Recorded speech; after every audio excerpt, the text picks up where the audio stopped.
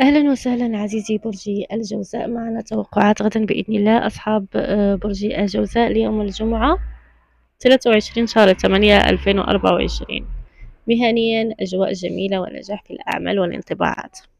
أدعوك إلى مسايرة الظروف من بين كل الخيارات الموجودة أمامك، فإن خير المغامرة يلمع ويعطيك الإشارات الكافية التي تجعلك متحمسا للقيام بكل تلك الأشياء التي تحلم بها. الأعزب، التهدئة مع الشريك مطلوبة بقوة اليوم قبل الغد، والمرحلة المقبلة قد تكون أفضل إذا أحسنت التصرف. المرتبط، تشعر بالارتياح وبدعمك الأصدقاء ويحيط بك الأحباء. صحيا، التوفيق بين العمل وفترات الراحة اليومية أمر إيجابي. بالنسبة إلى الشأن الصحي فاعمل على ذلك، ومن الأفضل القيام بحين وآخر بفحوص روتينية للتأكد من سلامة الجسم.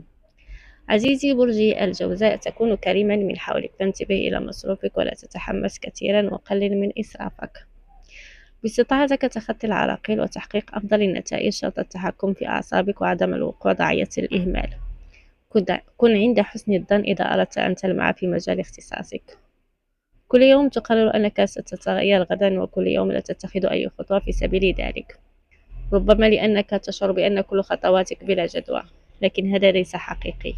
التغيير يتطلب بعض الوقت والصبر للوصول إلى ما تستعين إليه. عاطفيا، تقبل أفكار شريكك التي ربما تعارض أفكارك يا برج الجوزاء. عليك الاعتراف ببعض أخطائك، أو الاعتراف ببعض أخطائك.